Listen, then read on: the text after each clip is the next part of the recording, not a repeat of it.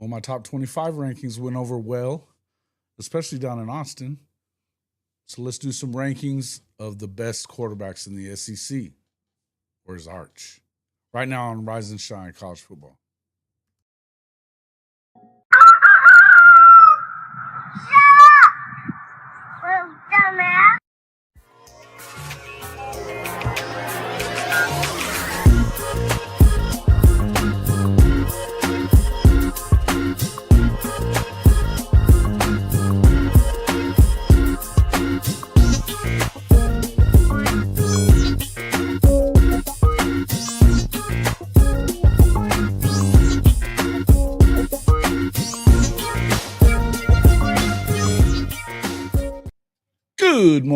Good morning, and welcome back to Rise and Shine College Football.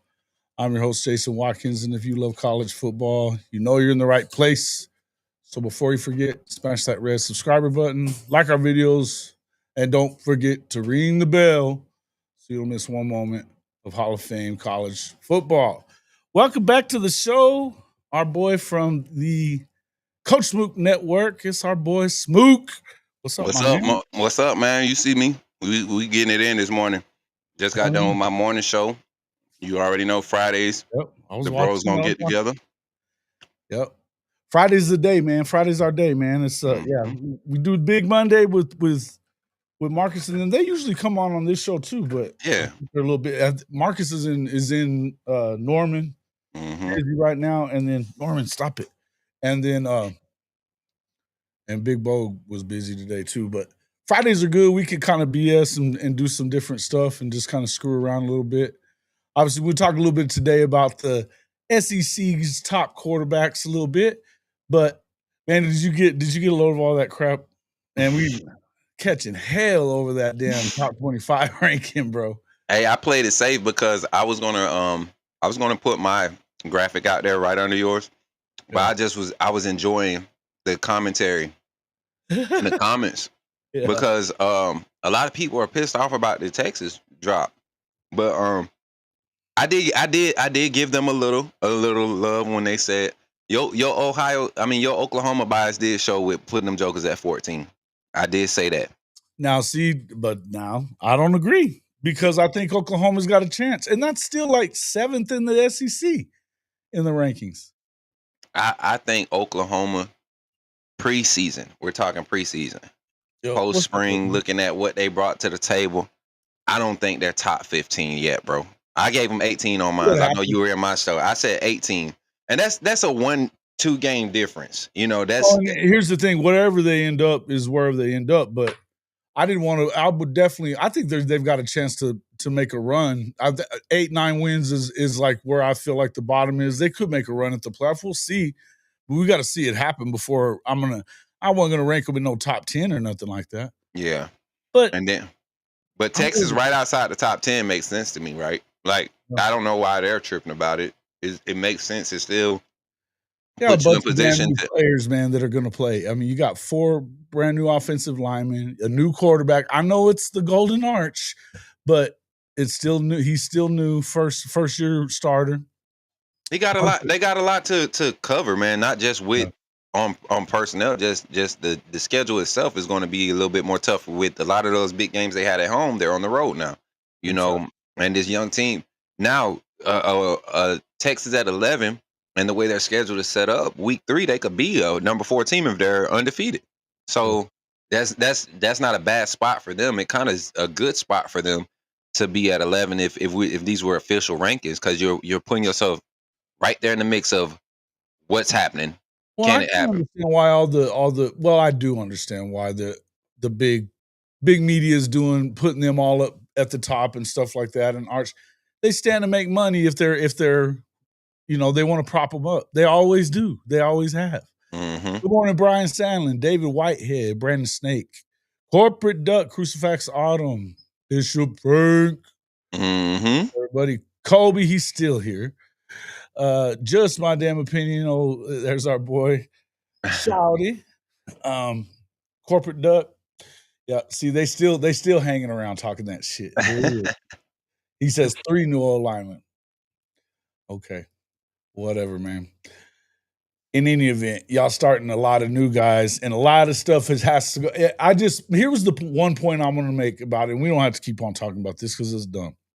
But the one point I was making about it was this simple as this: if they didn't go and win the Natty with all the experience that they've had the last 2 years on those teams, and they didn't win the Natty, why the hell are we going to think that a bunch of new dudes are going to go in and win it?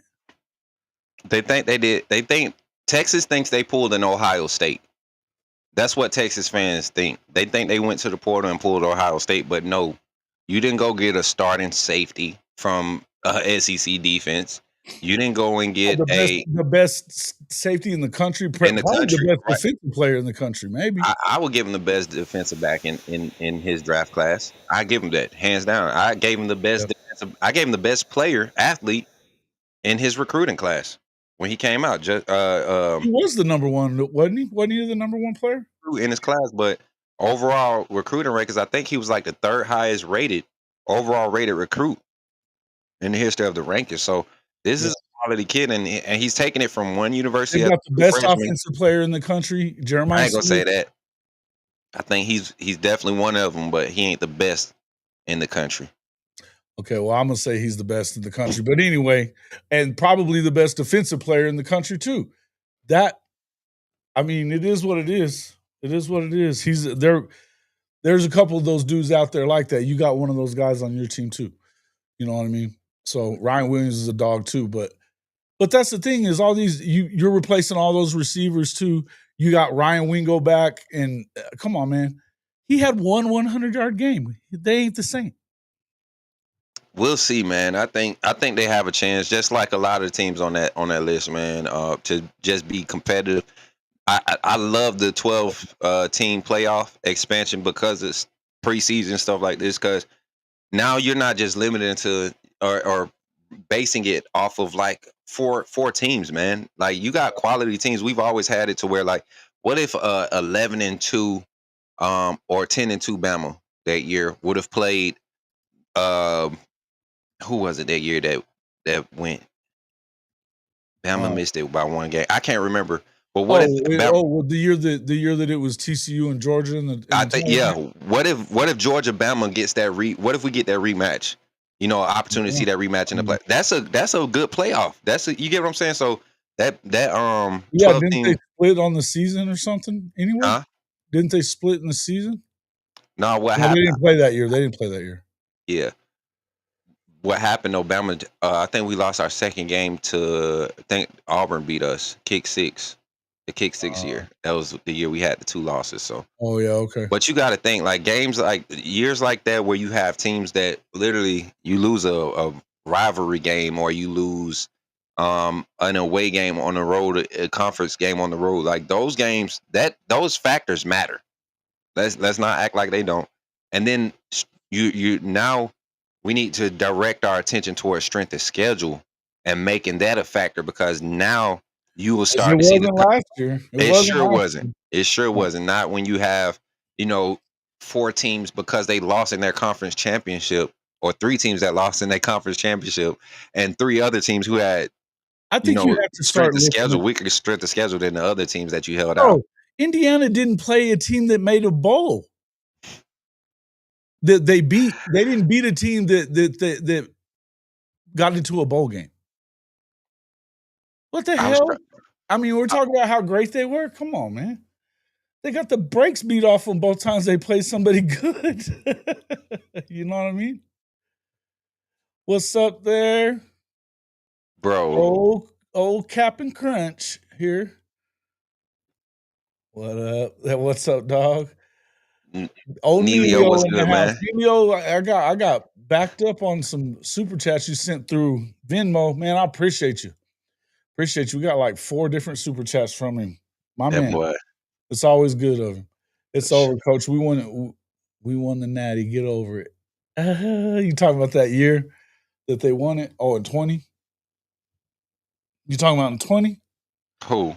When you winning the Natty? What Natty you winning? What are you talking about? The last one was 21 that they won it. Oh, I was about to say, yeah, ours was 20. Bama was 20. Yeah, they won in 21 and 22. My bad.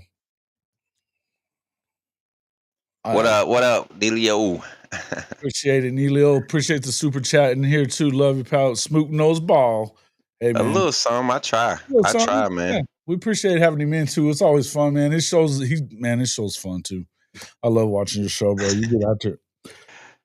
But yeah, man. So anyway, looking at yeah. Look, It's a I fair understand list. what you were I did talking say that about Florida. You wouldn't have probably put them in the top 10, but they right there on the edge, just like Texas for me. I Like, think they kind of have to prove a little something. But they yeah, won 8 with that rough schedule that they had last year too. If exactly. Lago is healthy, they're a problem because their defensive line is really good. That man, I don't know, man. They're a problem if Lago is healthy. And that's if he just develops in the passing game too, because they got some hidden gems at wide receiver, some experienced pieces.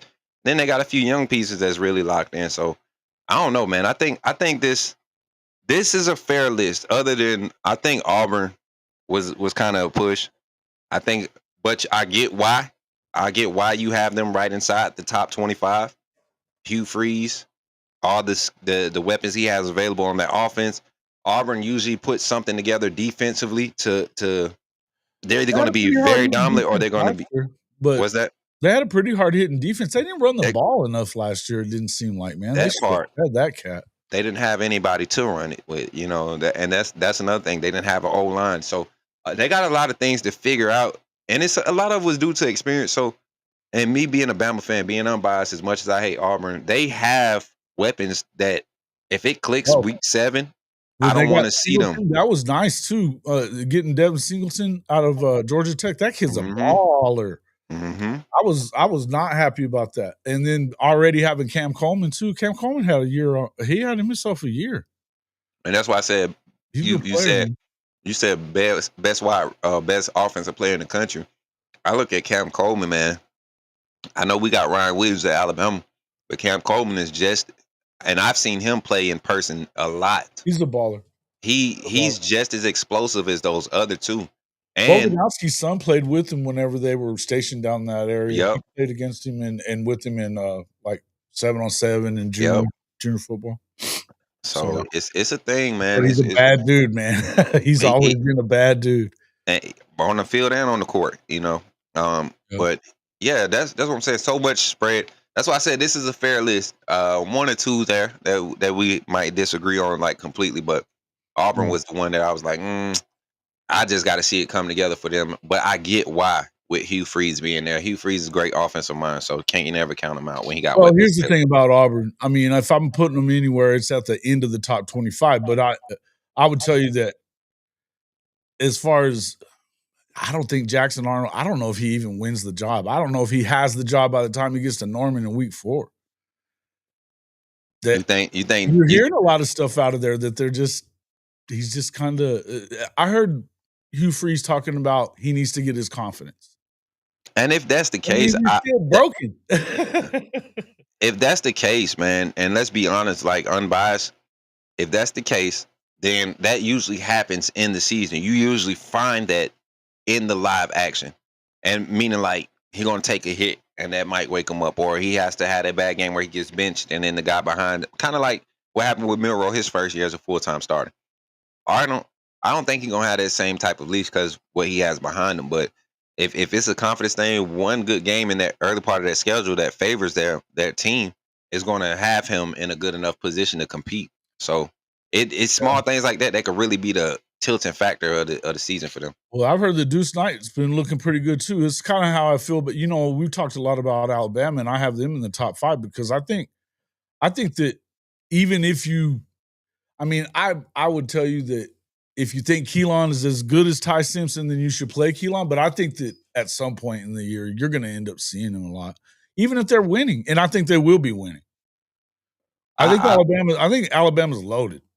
And to be honest, Jason, I went back and I looked at our schedule now that the spring is over, and our schedule is very favorable. I'll go as far as to say we probably got one of the softer schedules in the conference this year. You look at we open up at Florida State. We know that's a mystery, right? Everybody knows it's a mystery. We look at what they did last year. It's kind of one of those things where you're like you're not sure what's going to happen with Florida State. You know they're gonna get talent. You know they're gonna be able to get guys out the portal. You know they're able to recruit their state. Yeah. But you don't know. But then UL Monroe, Wisconsin, at home. Then we go to Athens. That's a test. But after that, you got games where year 2, based off of what the way Kalen DeBoer and Alabama finished, the talent that were coming back, Vanderbilt through up until South Carolina. Those next 3 games, Vanderbilt, Missouri, and Tennessee. The pendulum is kind of, the weight is kind of shifted in favor of Bama. South Carolina should be a test in South Carolina. Yeah, LSU, Oklahoma, really and then Auburn to end the season. That's a pretty tough schedule at the end. But up until that last gauntlet, Alabama has a favorable opportunity to come into that gauntlet. 7-0, 8-0. Yeah. Oklahoma's last 7. I mean, we're showing Alabama here, but with Bama, yeah, I think obviously the South Carolina. I don't know, man. Every time they get expectations, I'm not a Beamer guy. And then that's what I always say that. But just to play it safe, because Beamer looked like a different Beamer last year. Defense. Everything I keep hearing is they lost one of the All-Americans, the edges, but they lost 2 or 3 other guys on the inside too. But you got to remember, they played a lot of guys last year too. They dealt with a lot of injuries last year. So a lot of those starters that hit the portal or that are gone, they didn't play a lot last year. You look at their production, South Carolina, a lot of their second and third string guys were the guys in that front 7 creating the impact for that secondary that was getting all the attention. So they have a lot. Yeah, their edge guys were really good too. Yeah. But and Beamer there's something, he just doesn't, I don't think much of him. I just don't think he's very good. I just don't think he's very good. And when he does his little shtick that he does when they win, it's one thing, right? Mm-hmm. When they lose, it looks terrible. I just think it looks terrible. But no, I think Tennessee, man, look, you think Joey Aguilar is going to be better than what Nico is going to be, I think you're crazy. And they didn't really bring a lot of guys. They didn't bring anybody back hardly. I mean, they lost the best parts of their team, so it's hard to believe that they're just gonna rebound. I didn't put them in the ranking at all. And Texas I didn't either. As far as I'm not. Listen, guys, you Texas Tech talking people, I'm just gonna tell you, I don't give a shit how much money they spent. I've covered Tech. I've been around Tech for a lot of my life. I'll believe it when I see it, okay? When I see it, I know they added a lot of people. They did, man. A lot of money. And that's the reason you have, in today's day and age, you gotta expect them to win 7. Like, they're gonna they're winning 6 and 7 right now. They're gonna win 7. They got 2 or 3 games on that schedule that last year. They won 8 last year, so they should be an improvement. You get what I'm saying? So they could in the Big 12. It's a toss up on who's gonna do what. But I like Avery. I like Avery Johnson at K-State. He's got Matt Wells calling plays for him here. They're probably, Dillingham's doing it right at Arizona State too. So and with having his quarterback coming back, I could see those two. BYU, for whatever reason, they just keep on beating everybody else. I don't love their quarterback, but I have to see it, man. I'm gonna have to see it from Texas Tech, man. Yeah, I just have to be it. Right. Man, let's get into this quarterback conversation, man. Okay. I'm ready. I'm ready. I got some good insight and some debate. All right. Well, let me go with the second part first. The back end. Let me grab it. Hey, chat. Do it. Anybody else drink cereal milk? Best milk ever. Cereal milk. Hell yeah. Hell yeah. Love me some cereal milk. What do I just do with this? Oh, it's got to be right here. What's up, Thad? I see you in the chat, brother. Checking in, AAA family. Kimberly K, what's good, girl? You in the game, shawty. You're in the game. Put him in the game. Put me in the game, Coach Smook. My daughter is so funny. You know that's her voice, right? I knew it was. Yeah, you told. I think you told me that a while back. But yeah. So she every time I call her now, she be like, "Daddy, anybody subscribe to my my song yet?" I said, "Baby, they're not subscribing to your song. They subscribing to my channel, but your voice is definitely." Yeah, yeah. Oh, she's so funny. Hey, man, I forgot to put where he plays at, but 11's probably gonna get trigger old Shoddy right now. I don't know that I believe in Gunnar Stockton just too much yet. Obviously, starting at the back, Zach Calzada, Blake Shapen, don't believe in them. I honestly think that Mississippi State should be going with their freshman. He's a stud, straight up. Yeah. I don't know why you would play Blake for very long. It, I think that if he's lucky, he's the 15th best. Bo Pribula, he's been a backup, man. He's been a backup, and he's a backup to a guy that hadn't done a ton. So I don't really understand. I mean, I think Mizzou's in for a rude awakening this year too because of the fact that they're just they lost their quarterback, they lost both their good receivers. Their defense is going to still be pretty good, I think, but we'll see. I don't know on the back end for Missouri. I don't know if their secondary is going to be pretty good. I know they got the safety. They still got the safety, right? I believe so. Man, I'm gonna have to let's look up their depth chart real quick. I think his name was Cheryl. I think that was the safety. He's second round, first round type talent. Probably won't go that early in the probably won't go in the first round. But I think they got the running back that they brought in from I think it was from ULM. He's still there. But they just brought him in this year, and he looks like he's going to be pretty good. And they do run the ball well. That's what they do pretty well. But I just think that they're about to take a step back. So they brought in the transition year. This is that patch over year, kind of like what Alabama had to go through, bro. You might. I feel like they might be in a few games, and in games that they should win, they might drop one or two of those because of what they're dealing with this year. But next year, they'll be Kevin to come in over from Mississippi State to play receiver. So I don't know. I mean, he's all right, but I think it's going to be tough. But then let's see, where was it? Yeah, I mean, they got a lot of transfers. What they're showing here is starting, but it's transfer guys a lot. Ahmad Hardy.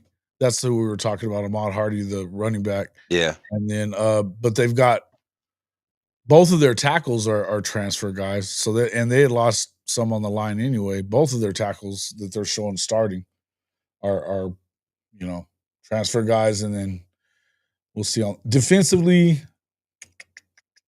Yeah, they still got some seniors. They're starting defensive line pretty much is all senior guys. Zion Young and Chris McClellan are still there. Yeah, that's what I was saying on the back end is where I think they're going to have to figure some things out. Right. Yeah, as far as they've got a graduate player in there, Dalen Carnell. I don't know. That's where they got him at like a nickel guy, but then Drayden Norwood, he's a transfer, but this is his second year there, I think. Anyway, yeah, I don't know, man. So Cheryl is not in that secondary anymore? You don't see a Cheryl? I don't see. Let me see. No. Yeah, if he's gone, then that changes their second. Like that even, for me, it changes the whole spectrum of what their defense does on the back end now for real, because he was the signal caller for that defense last year. And Vanderbilt's defense created problems in a lot of games. I think it was the Texas game.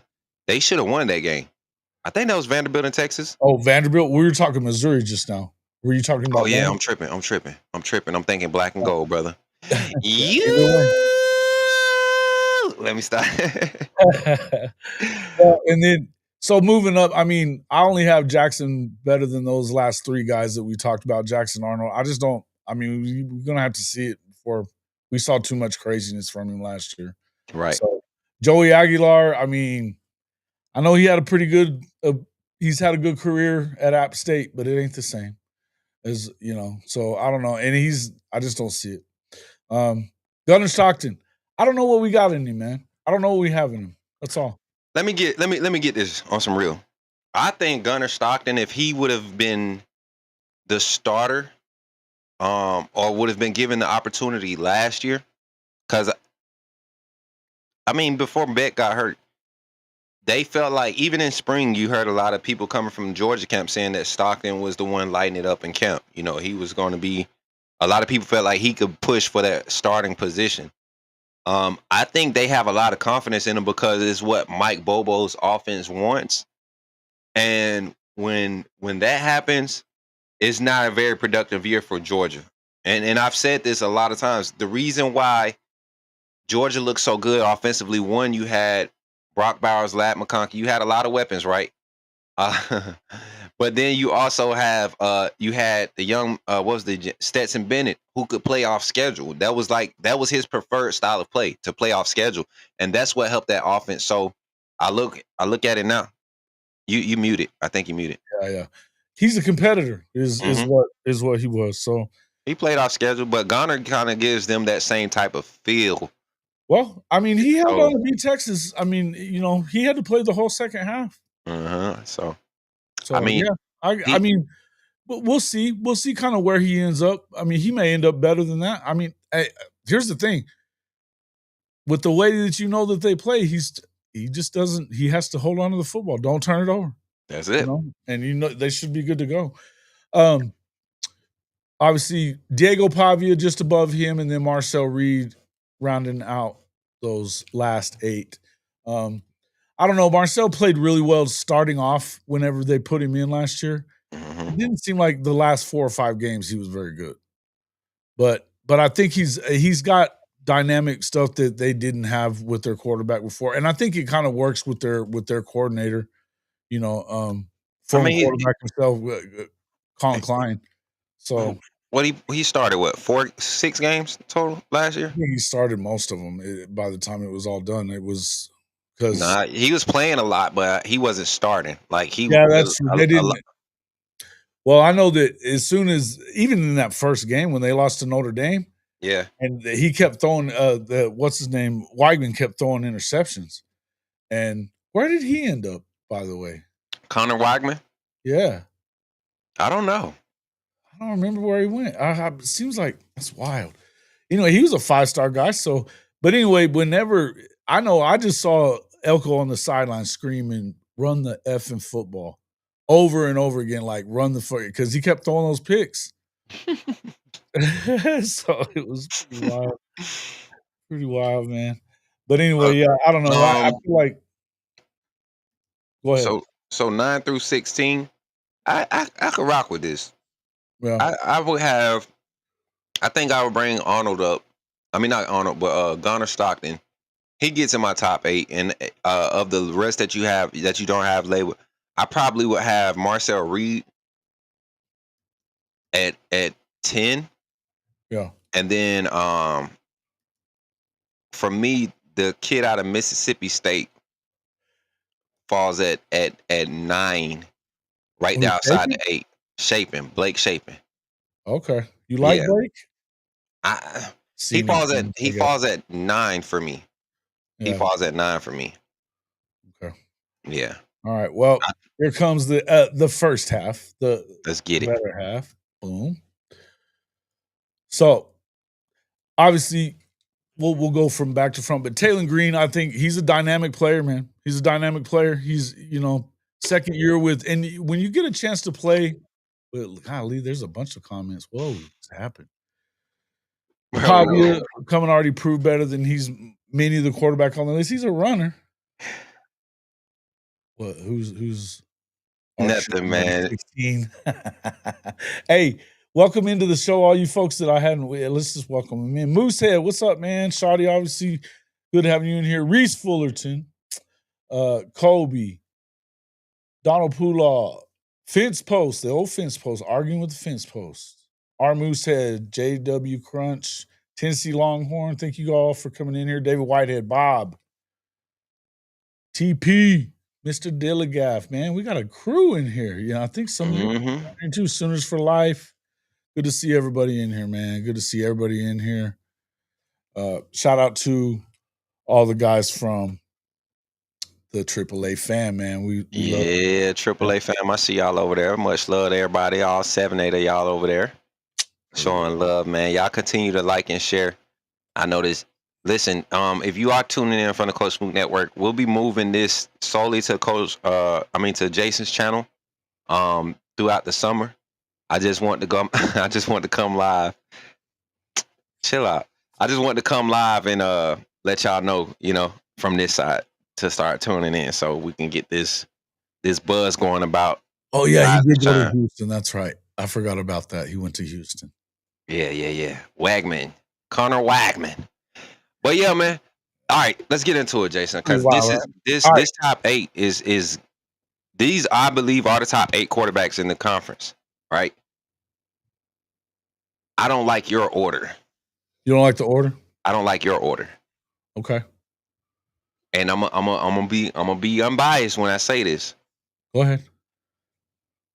Archie Manning is number 2 behind Garrett Nussmeier. Nah. Yes, bro.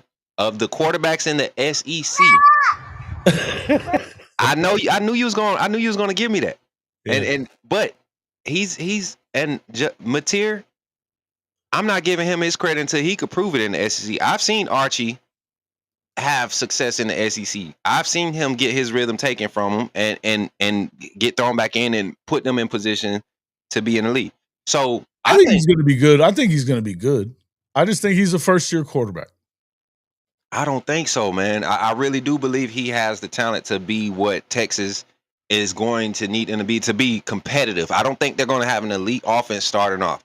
But by the time they figure it out, it won't be like him being. You don't have to worry about him at all. His Right? stats and stuff won't be that far behind the leaders of the conference. But the Texas as a whole might be behind. They might be out the playoff runnings or whatever. But Archie Manning's gonna produce, man. He's gonna have a big year. And then I know he's gonna come back next year. I think that following year is really when we're going to see the talent really flourish after they get some cohesiveness and some continuity on that roster after losing so much this past year. And then what has Nussmeier done as a quarterback? Oh, he threw for 4,000 yards. 4K for like 2 years in a row, I think. Yeah. I mean, what are we talking about, bro? Second most touchdowns in college football, passing touchdowns in college football right now, with less starts than the leader. Anybody in the country better than LSU's? Yeah. I mean, and this is the problem with fans, man. Like, we like to talk football sometimes, well, all the time. And here's the thing: what did he do?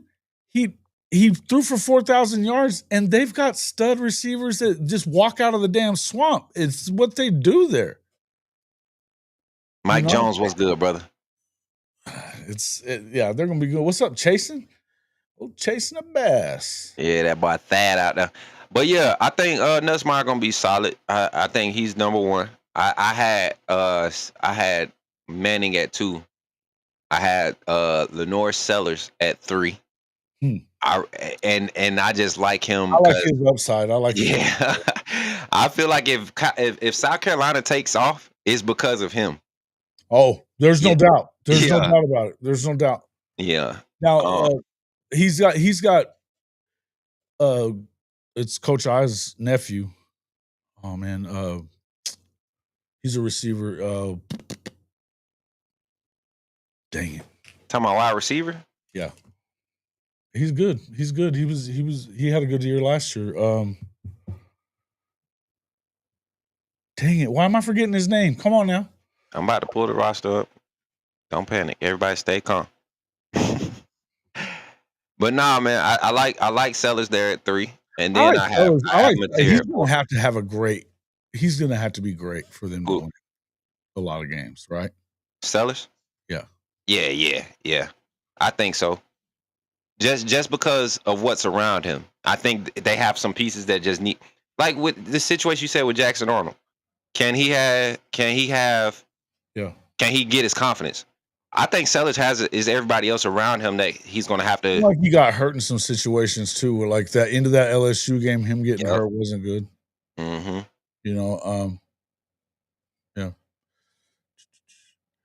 Yeah. Manning beating UGA at home would have been reason to up his stock. Yeah, listen, he got in and didn't look good. But you are playing Georgia's defense, it's tough. Harbor can't track the ball. Yeah, you're talking about. Yeah, it's Harbor. No, not Harbor. That's Nick Harbor. He's got all kind of speed, right?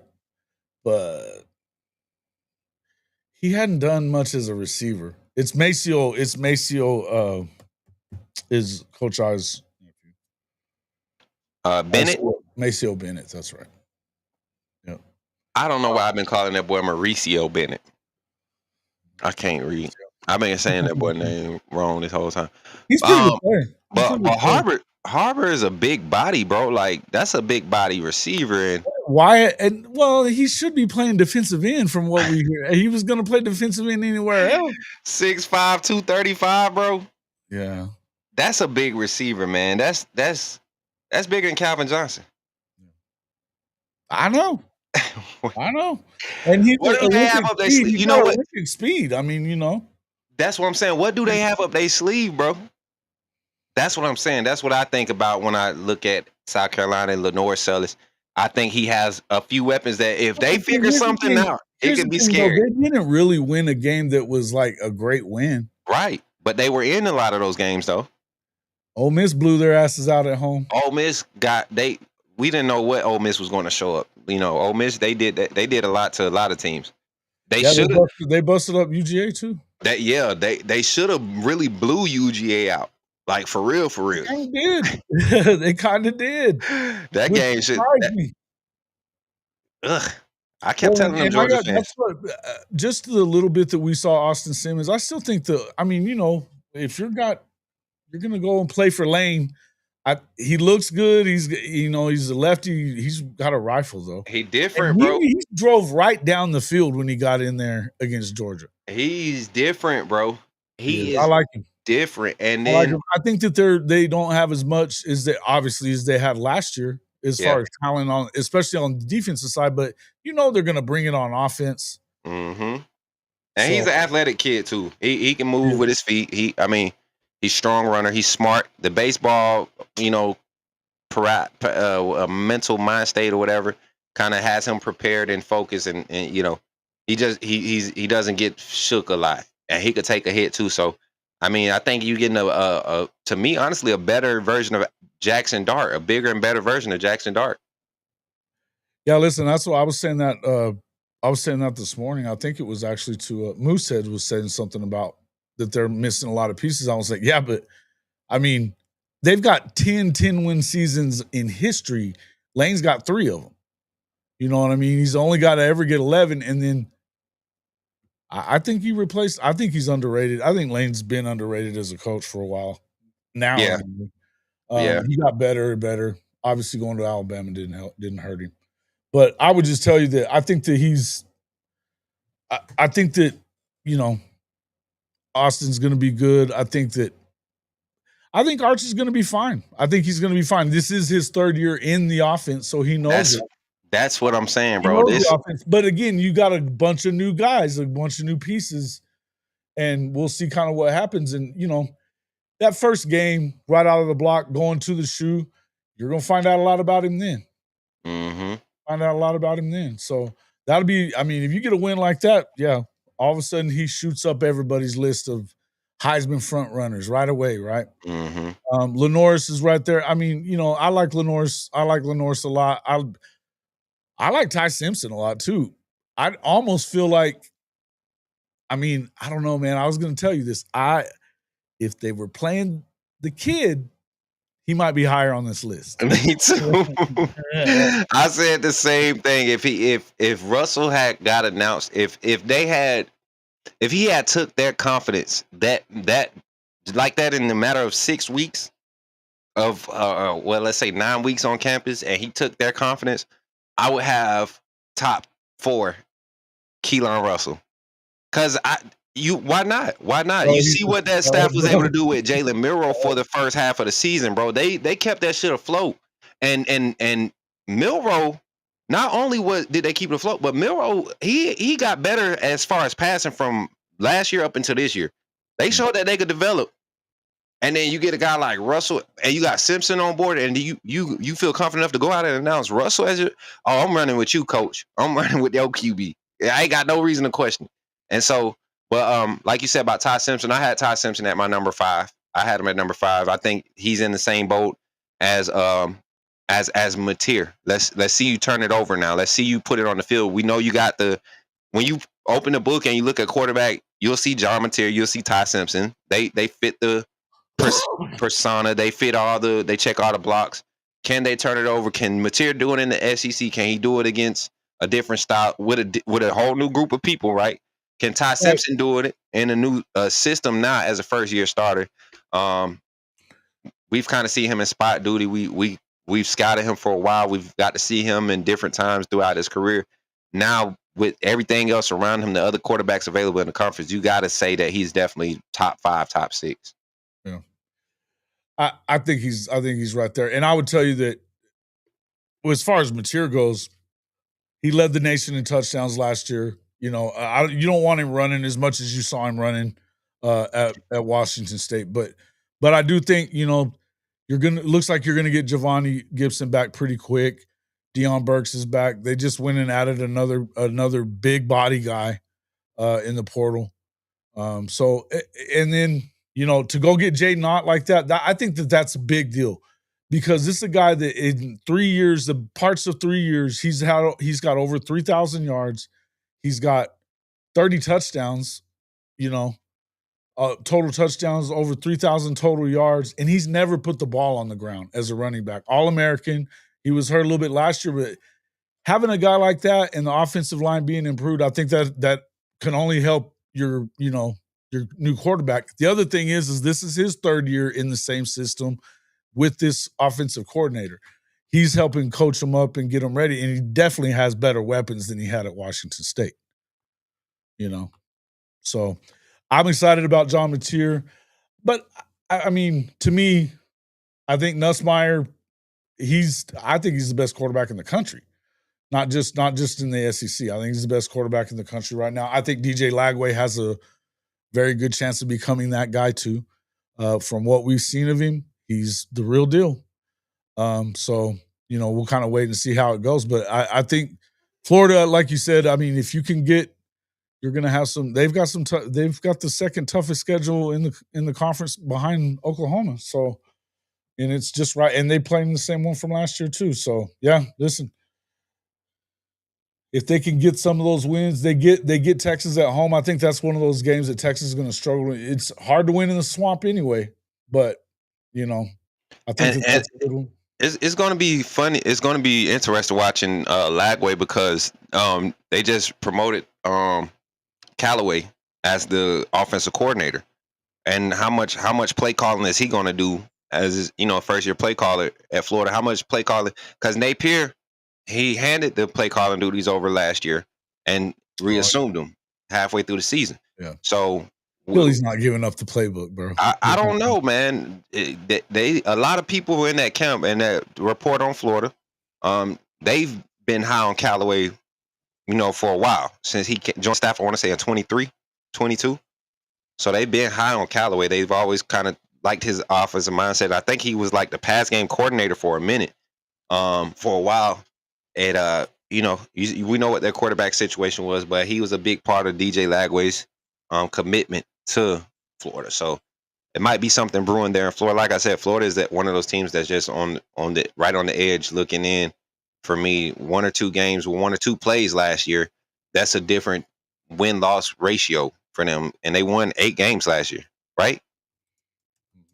8-4 last year with that schedule. So if we're talking about a team to watch for and a quarterback, they were 7-5, and then they won their bowl game. Yeah, the bowl game, 8-5.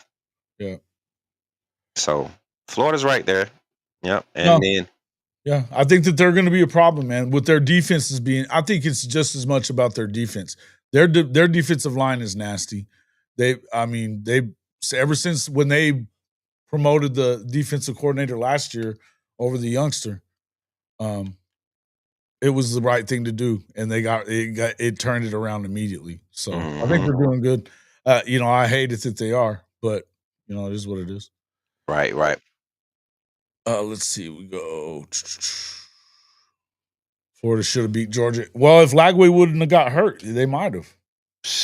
Listen, Donald, you are preaching to the choir with that one. I remember coming on live or doing a post-game live reaction, and Georgia fans, they love to talk about a win is a win when they get those games, but they went into that game. A lot of their fans went into that game thinking that Georgia was going to blow Florida out. And I kept telling people, we were doing our pre game picks. I kept telling people, Florida is not a bad team. Florida is not a bad team. You watch a Florida game from last season, they had players all over the field. They just had a few spots where they were undisciplined, and then the quarterback situation didn't get figured out until midway through the season. And when Lagway was appointed as starter, the whole persona of the team changed. Everybody believed in that young man. Well, and I mean, and honestly, their other guy hadn't played terrible. He got hurt bad. Graham Mertz, right? Graham Mertz, yeah, he had a pretty good year starting off with. I mean, but he got hurt right away, and then they knocked him out of the game, out of the season real quick too. But you could see there was a difference in that team whenever Lagway played. When he became the starter, there was a difference. So I think hey, listen, you still got to take that next step. It's the same thing I've been saying about Oklahoma. I believe that Oklahoma is going to be a lot better with this quarterback. I mean, you can find 4 other games at least that they should have won last year or had opportunities to win. And, had it not been for some just ridiculous stuff on offense, I think they at least win 2 of those, so that's 8 wins. But that's with the worst offense I can remember since, back in the 90s, man. I mean, it was awful. So to not have any offense and to have a defense like Oklahoma has, I think John, and he's confident, man. He's coming in with confidence, out there talking shit and stuff with the defense, competing. I love it. Do I like the OC? I do, Mike. I think he's going to be pretty good, man. This is a familiar offense for Oklahoma for sure. And he's been killing it everywhere he's been. So, yeah. I mean, he coached Cam Ward that other year for 2 years there, or no, that 1 year. And then, of course, he's had Mateer. So, I like him. And it's good to have, that you got him as a package deal because that way and, like I said, we needed better quarterback play. And I felt like they should have played Hawkins a lot more than they did last year, especially towards the end of the year. And, it is what it is. I think that had to do with NIL money and shit like that more than it had anything else. But, which I don't like. Well, what's the chairman of the collegiate studies, U.S. chairman of collegiate studies, Nick Saban, is going to put a change to all of that. MAGA. Oh. We're not going to get political up in here. We are not getting political up in here. Look, man. Fired shot. Man, listen. I don't know what they think they're going to do. I think you have to go through the courts to do that no matter what. It's going to be crazy. I got to tell you, I feel like, and no shade to Nick Saban, but come on, man. He was upset about the way things were. I mean, he left because Jason, of that. He didn't want to continue doing it. Why should he, though? Somebody that accomplished. Come on, Jason. That's like somebody coming to your channel. You're not putting the toothpaste back in the tube, bro. That's all I'm saying. I'm just saying, if we're going to have it, he's saying it's cool to have it because we can win it whichever way you want to play it. That's never been the issue. It's just what it takes away from the integrity of something that. Just think about it, man. You have to have parameters. I think you have to have parameters. What I would and what I wrote a column about it last week too. That I felt like it was. I absolutely felt like it was just a lot of, and I do feel like this with a lot of coaches, Dabo Swinney included. A lot of these guys, I'm like, come on, man. These guys have been not getting paid all these years, and guess what? They didn't make these rules either. The kids didn't make the rules. So when you start complaining about, and the other part that I've always thought of, the players that go into the portal. They announce they're going into the portal, but a lot of times they're asked to go into the portal. Right. So the reason that they're not going to tell you, they told me to go in the portal, because it makes them look like shit, and they want to make sure they get another shot somewhere else, right? But a lot of times they're being told you need to get in the portal because we don't have anything here for you. Well, that makes them they'd rather look greedy than look like they suck. So and I think that's a fact. But the truth is, all this stuff about Nico, I've been saying this a bunch. Bro, Tennessee started that shit with Nico. They taught him how to do business, and then they bitched about it. You know what? I ain't even going to say that. I think And if you do your history, your research on his family, like this was a plot from the jump, man. Like when you get in the loophole, especially in these the 7-on-7 circuits, that's where it really started. Because they're changing money and money's changing Right, hands that's in the what I'm summer. saying. Think about that for a minute, Smook, because they were paying him in high school, and it Exactly. wasn't supposed to be an inducement at that point. So they're about to get in trouble with the NCAA. What do? They sue the NCAA, and Mm-hmm. that takes away basically all the parameters, whatever parameters they had, which wasn't much. Mm-hmm. But you can't just get pissed off at players for playing the game that you put in front of them. Yeah. So, I mean, collectively bargain it. If you collective bargaining, then there you go. You can make whatever rules you want. And if you do collective bargaining, that will give them the power to not have all that shit get taken to court. Yep. Right? Yep. And see, why are we scared of that? Because now the ones that don't matter in the game, they don't get their cut. That's the problem, and that's the backlash. So Coach Saban is not one of the ones that don't matter. So how is he going to benefit from? You know, he's outside of it now, so he doesn't benefit from the rules that he's trying to imply. So what are people getting at? Like, you can say about the past, we've been doing it. LSU, Alabama, Georgia, all your powerhouses have been doing it. You don't get an inner city kid to come out of state from Georgia to go to California by just telling them, hey, you can come play football on TV for me. You don't get them like that, because they could go right up the road to Georgia. They can go from Columbus, Georgia to Athens. I played with kids or young men or men that did that. Jarvis Jones went straight to USC. One of the best linebackers to ever come out of Carver High School in Columbus, Georgia. Signs to go to USC. Out there, the lifestyle is different. Vibe is different. He got to work to get on the field. It's a different vibe. He homesick. First chance he back home. Almost lost eligibility. Transferred. Had to sit out a year. Came back to Georgia. Ends up being a first-round draft pick, if I'm not mistaken. Jarvis Jones out of Georgia. So now Portal has eliminated that whole waiting process, but you see what the waiting process did for him? Made him respect the game, and then he ends up being a first-round draft pick. Right now, Nico can leave UCLA next season. Oh, yeah. He could leave, he could announce in the middle of the season, hey, I'm hitting the portal, and start having his agent talk to other schools and start receiving pay.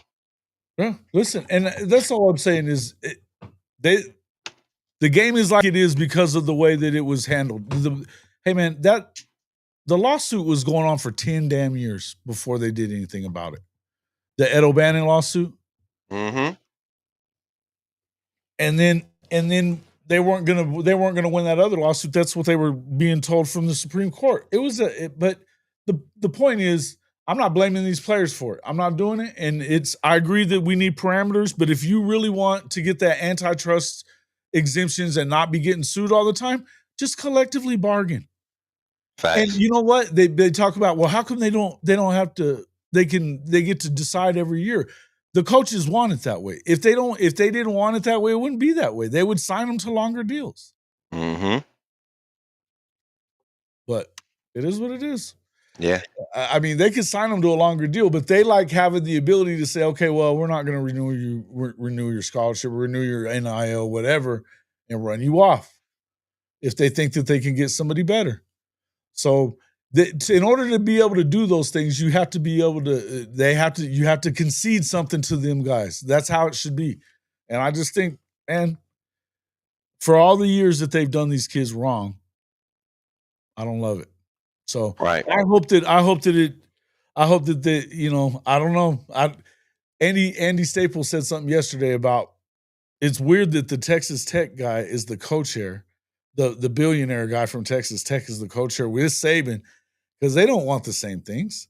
You know, it feels Staples. That's how you get the balance, though, Jason. They want to go back 10 years, and that's what Staples said. And then the guy from out there at Tech, you know, with all the money, I don't know exactly what he wants, but it doesn't seem like they're going for the same things, right? Yeah.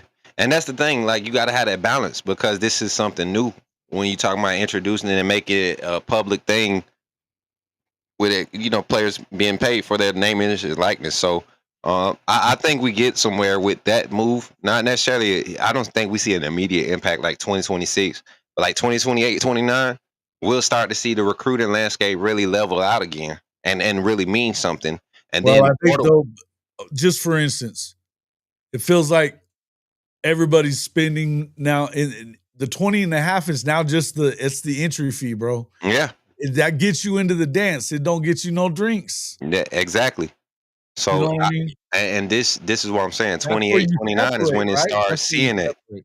That's when you start seeing that separation, and we get closer back to what we knew college football to be, with some regulations around them receiving money. It'll be a while. Be about 4 more years. It's gonna get worse though. 26, 27. Those players probably gonna see money no college player ever seen. 26, 27. Bro, I mean, well, you heard Michigan last year was talking about that they expected to spend 50 million this coming year, this next year. And I mean, watch what the figures that they're talking about right now that Texas is 40 million, 45 million for this class coming up. That's crazy. How can you enforce collective bargaining when most of these schools are taxpayer funded?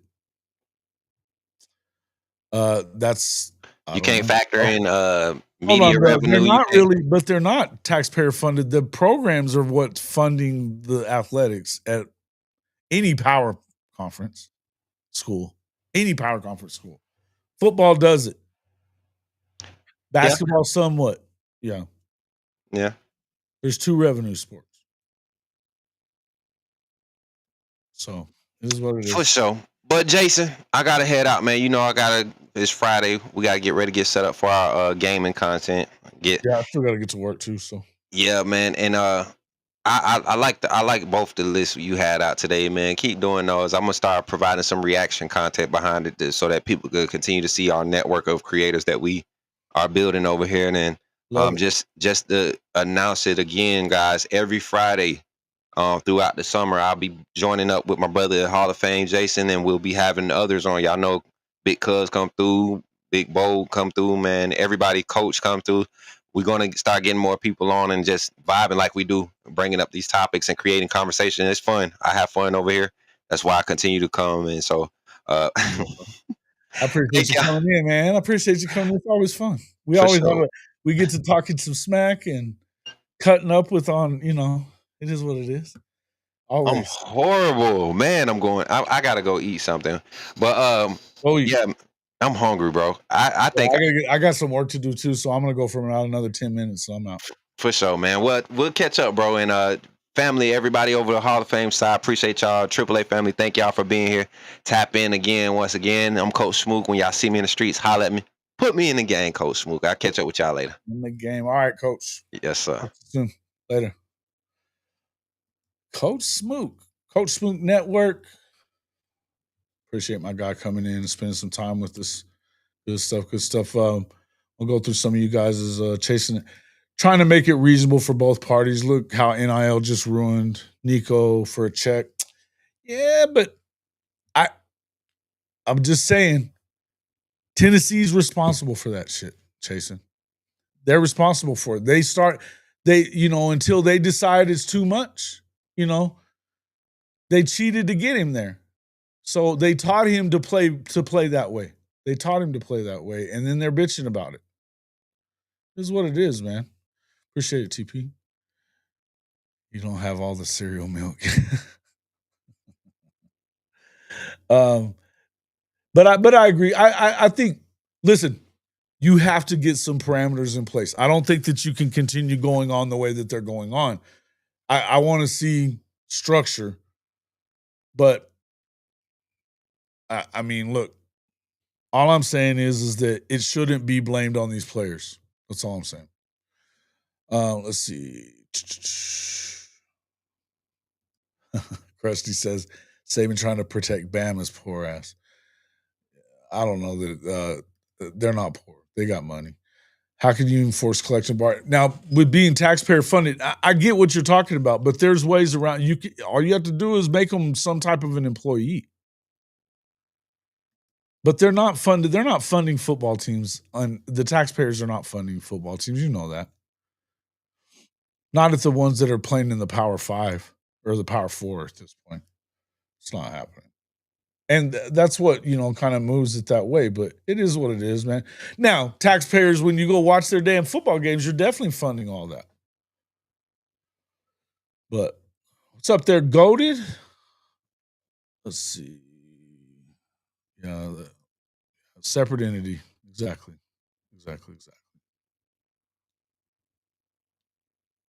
Large Sooner contingency in KC mode. We love brothers and sisters in Oklahoma. Hey, man, appreciate that. Sooners for life. Like it. Out KC mode. Yep. Yeah, I don't know. They're going to spend it. Look, man, they know you have to spend to win. And that's the whole thing.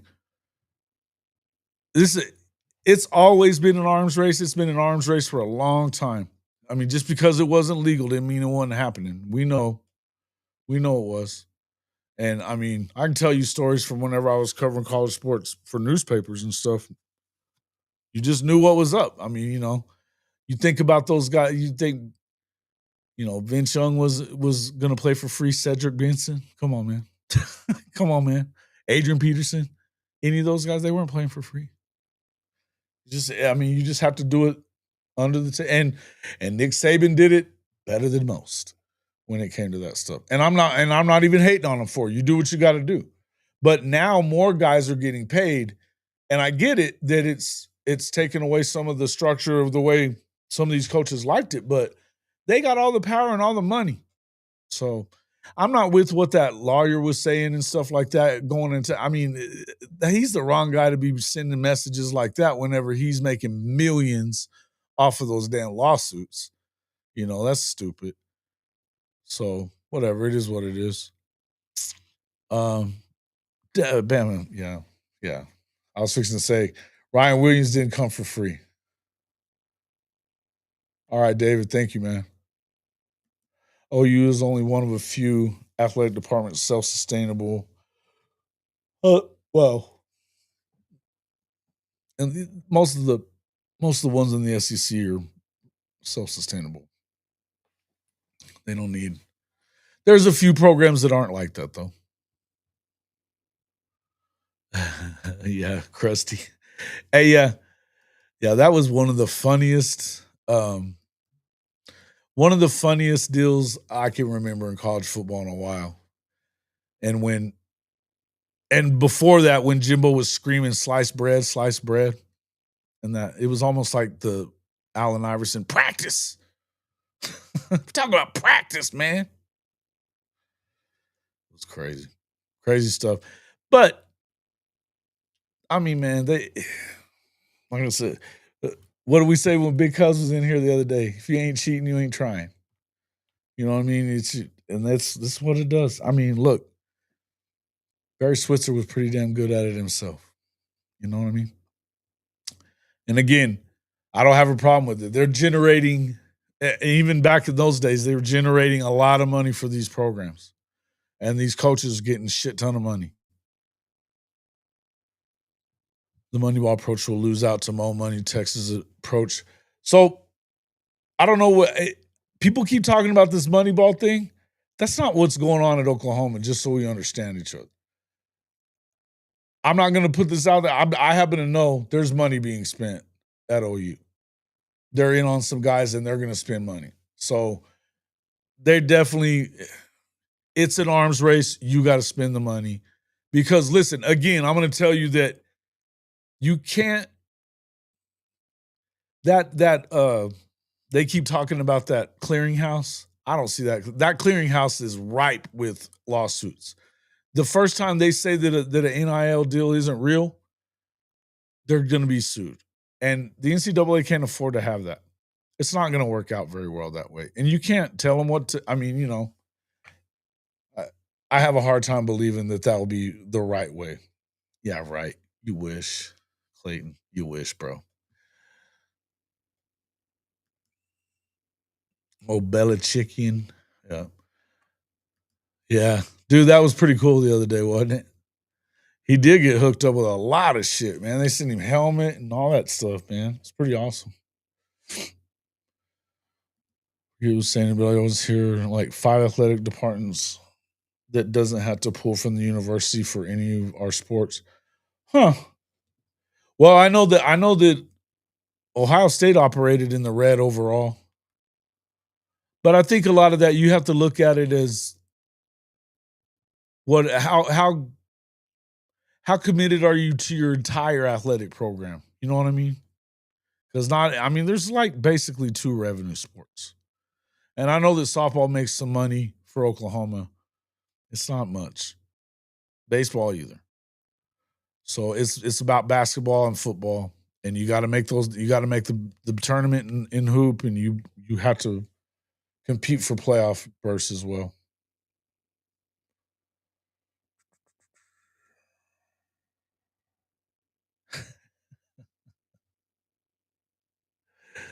That's hilarious.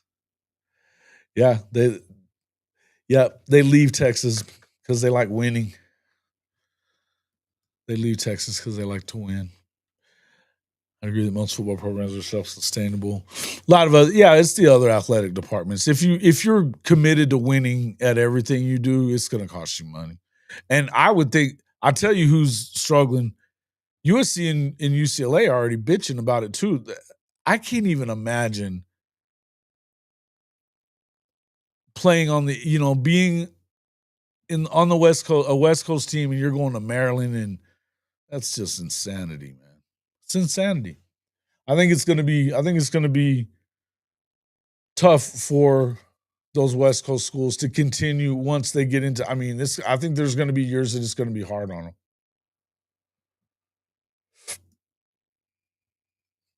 Yeah, you can't cap the NIL though, Rob. It's just not doable. You just can't do it. It's it's literally. I mean, what it's supposed to be is. I mean, and that's what I guarantee you they're gonna start acting like that's what it is. They'll set it up. They'll set it up with contracts and everything else. You'll have to do the work or whatever, but it will be set up through the schools and their collectives and all that.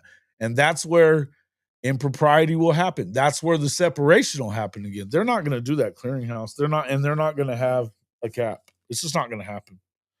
Now, if you're listening to what some of these folks are saying that they're going to try to get it done, I guess if you get the courts behind you on it, but you've got to, what you're going to have to do that is definitely, that's where collective bargaining would definitely have to come in. 20 million is for all sports. You get like 17. It's like most of it goes to football though.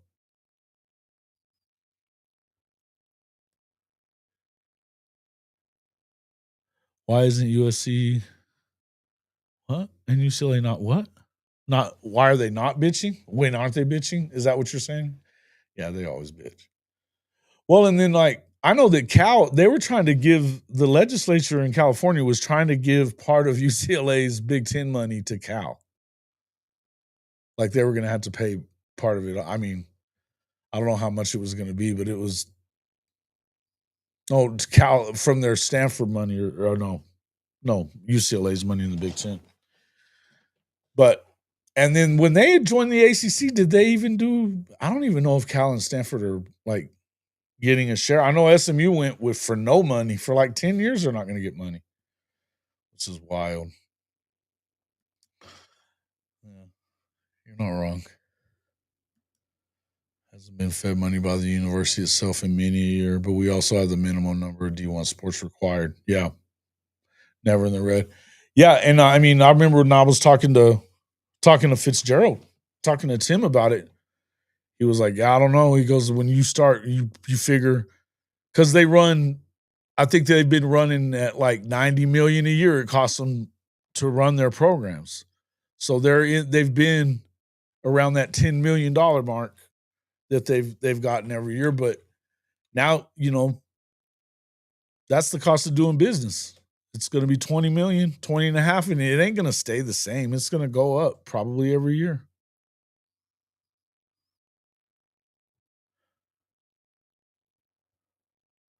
Anybody knows that Raleigh has nobody left on staff that started with him? Does he not? Is he fully out of them now? Well, that's probably good for him, though.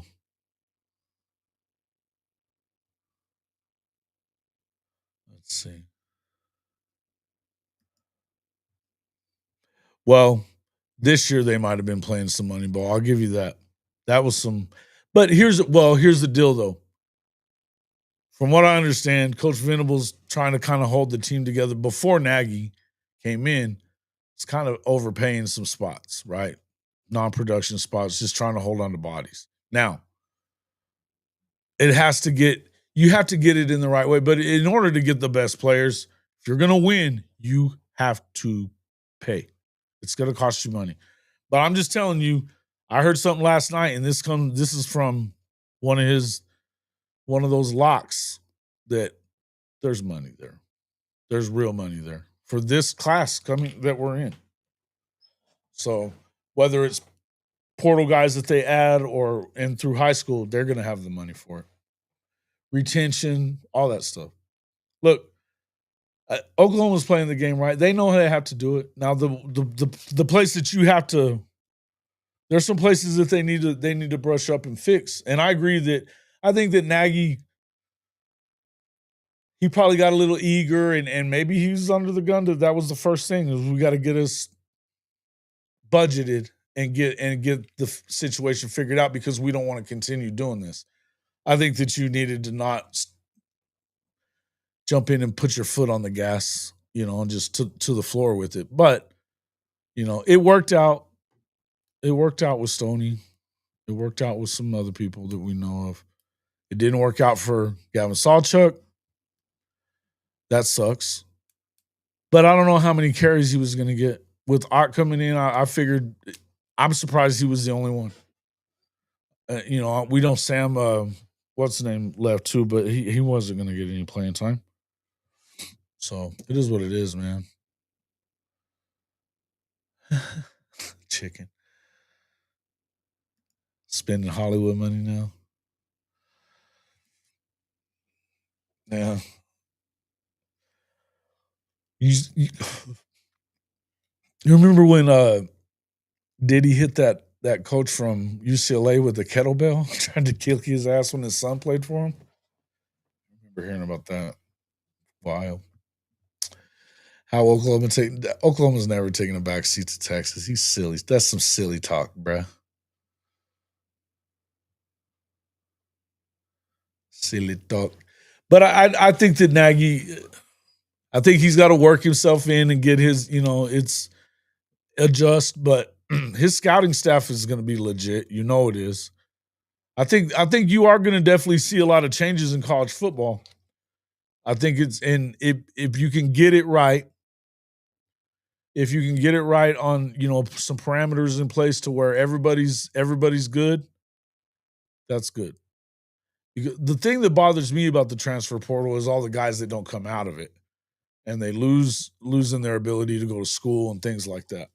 And which, hey man, we're talking 1-2% of guys that play college football get to the NFL.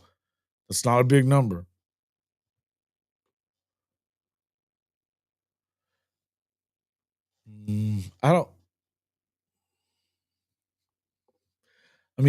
He's only been there for 6 weeks, actually. So I don't know that I'm going there.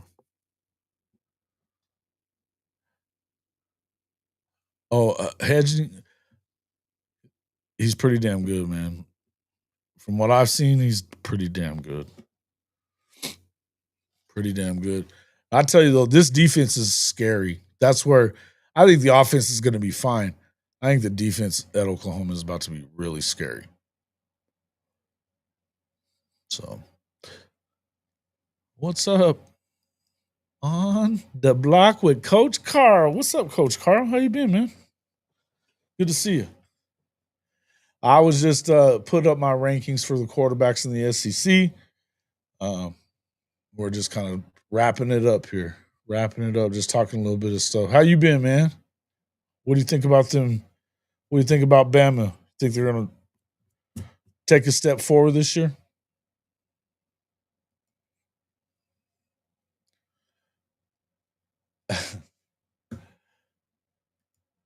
Good. Good. All right.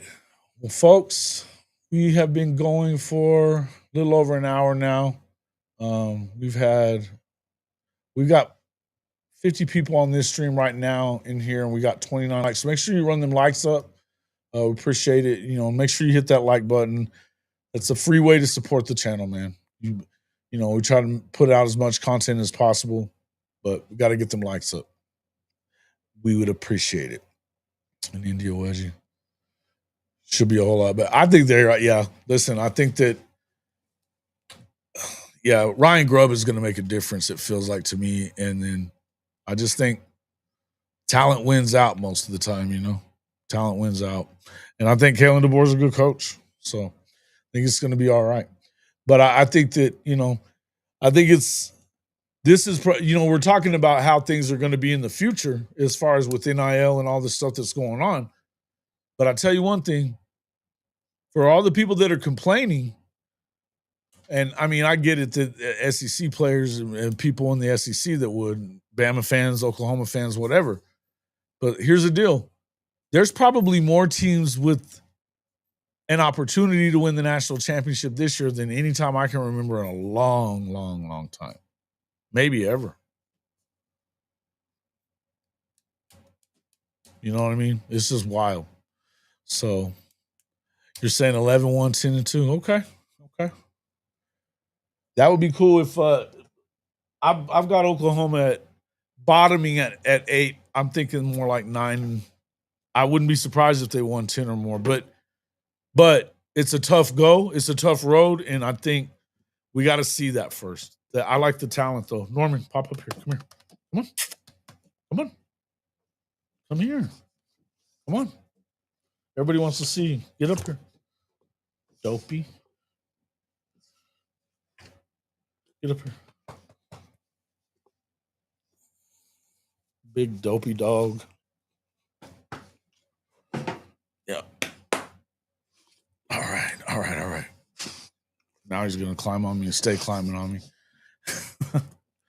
Yeah, wide open.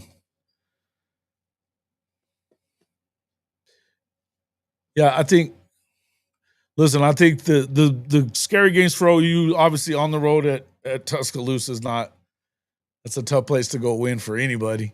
And they're looking for revenge after last season. So I think that's a tough one to go get a win in. I'm worried about LSU in the home game. I'm not as worried about South Carolina as I think some people are. I'm not. But I think that we'll kind of wait and see. I'm not as worried about Tennessee as I thought I would have been. We'll see, man. I think they better be really good at quarterback. So it is what it is. I think, but obviously being on the road there, Ole Miss, you get Ole Miss at home. I think that should be able to win that one. But again, you're going to have to play well. We know you're going to have to play well. Texas game, I mean, yeah, I think Oklahoma wins the Texas game this year. I mean, pretty easy. Pretty easy for me. It happens more times than it don't. And Texas is replacing a lot, so it is what it is. LSU, yeah, you guys got UJ and LSU. Yeah. LSU's the last game of the year, too, and it's so if there's a playoff spot on the line, it's good that it'll be in the Palace, but Oklahoma, LSU's had OU's number, man. They've had their number. So, and I was doing the quarterback rankings now, and I got Nussmeier as the best. I think he's the best quarterback in the country. I think that Oklahoma's got a really good quarterback too, but yeah, pretty damn good quarterbacks in this league. A bunch of first year starters. So, OU has a big problem. What's that? Oh, in Tuscaloosa? I get it. Does anyone really think that Brent Venables is on the hot seat? I don't. I would tell you this. It would have to be worse than last year. If he goes 6-7 again, nah. It would have to be like 4-8, I think, for them to fire him at this point. It's $35 million for him. That means to buy out that staff is about $100. And then you're going to lose a big. I just don't. They don't want to spend money. One of the few things that I listened to from Trammell the other day that he wasn't wrong. The guy at Saturday Down South was talking about it. They don't want to pay these buyouts. That's why Billy didn't get fired from Florida last year when they were screaming for his head midway through the year.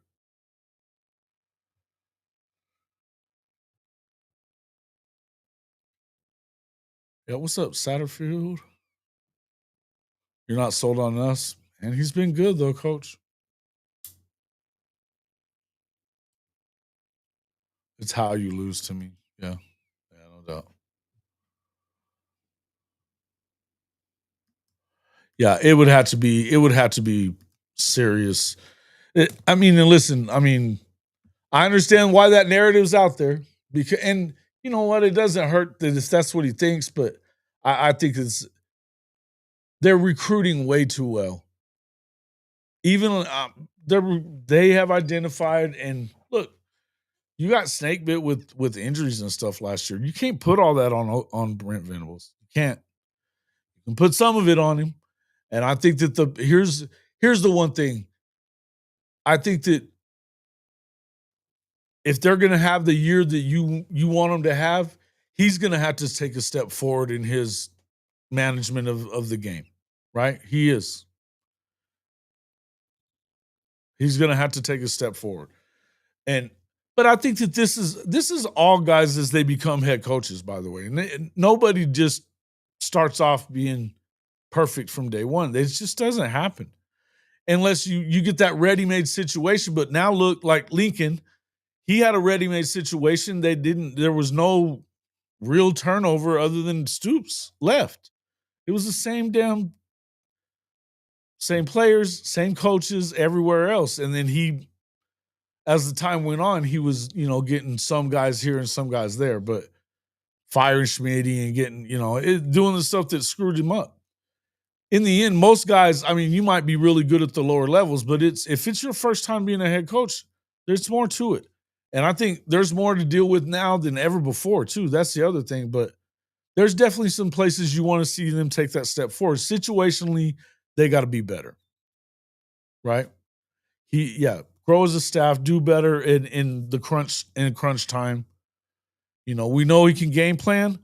We know that, with the best of them. I think that's why Kevin Wilson coming back as an analyst and probably working in that Matt Wells role from a couple of years ago, that could be really big for Oklahoma too. SEC Mike had Oklahoma beating Texas. Shane is jumping on the wagon. Also, take that for what it's worth. Yeah, I don't know that that's a good thing if they're jumping on Oklahoma's wagon. Because Cousin Shane will tell you that if he picks you, you're probably snake bit. I don't know. Might have to, and I like Cousin Shane. He's good. I follow him, and yeah. I like Cousin Shane. I like Mike too. I like them both. But yeah, I don't know, man. His betting, if he bets on you, it's not good. Sleeper team is all. Yeah, listen, I think OU is definitely a sleeper team. Not a lot of people were expecting it. But again, I feel like Oklahoma has the best defense. They definitely have the best defensive line. So we'll see how it goes. Yeah. Strongman for always going through. Yeah, listen, I agree. Yeah, no doubt. But you know how long they're gonna go with that.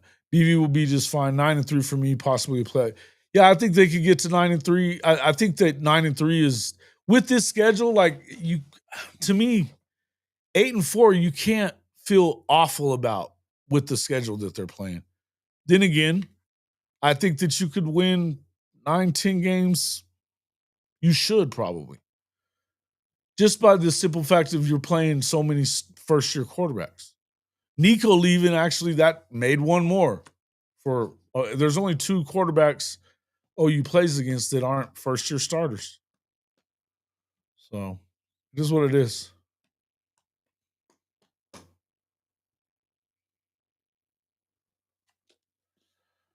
Yeah, I agree. I think here's the thing, though. They could have been better even with all that stuff. They should have.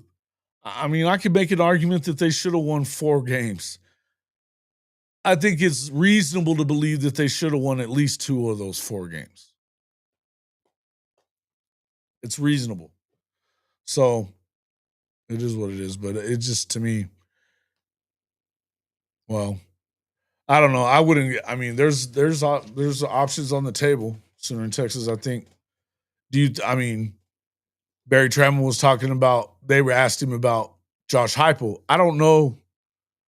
I don't know that they go to Hype because you've been hearing a lot of these donors that have basically been saying stop going with the family, stop sticking within the program and stuff like that. Just don't do it.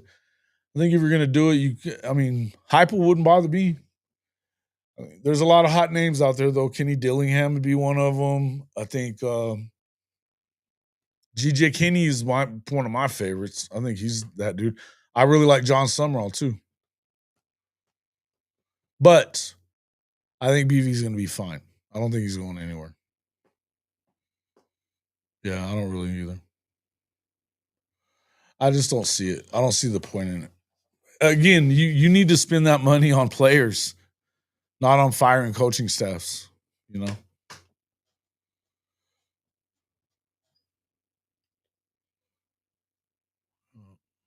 Exactly.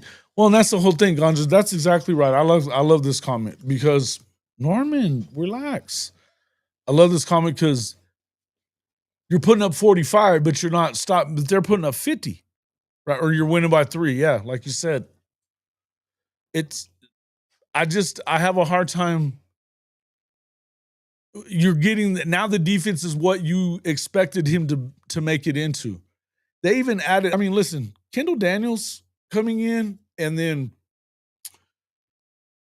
man, say what you want about Marvin Jones and what he didn't do at other places. Everything we're hearing out of there is that he's a monster. Never mind the fact that you've got, the law firm, you've got Danny Okoye and Nigel Smith getting ready to kind of make their presence felt. PJ on the edge, and then Jaden Jackson being a freshman All-American. Dominic Williams is back. Stoney looks like he's that guy. Yeah, dude. They're nasty up front. Nasty up front. So all you really got to do is if you can average 28 or 30, you're going to win a lot of football games, guys. You're going to win a lot of football games. So it is what it is.